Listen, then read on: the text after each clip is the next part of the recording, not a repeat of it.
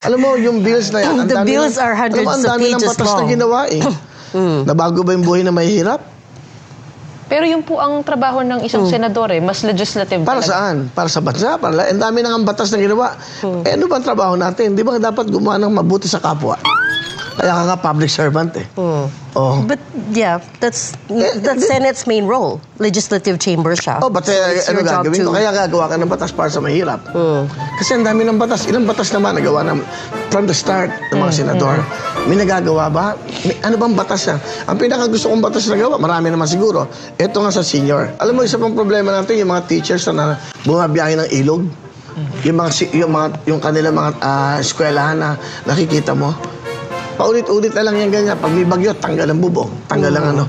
Bakit hindi tayo gumawa ng matibay na mga eskwela? So ano po ang solusyon doon? Kami bilang senador, ano po yung Hindi pa nga ipapile ako ninyo senador eh. na bill? Hindi ko sakaling kayo po ay Manalo. Ayun ang pag-uusapan. Huwag niyo ba ako madaliin? Sandali, kapapile ko lang eh. Huwag niyo ako madaliin sa buhay Hindi, naman eh. okay. So pag-iikot nyo na lang po.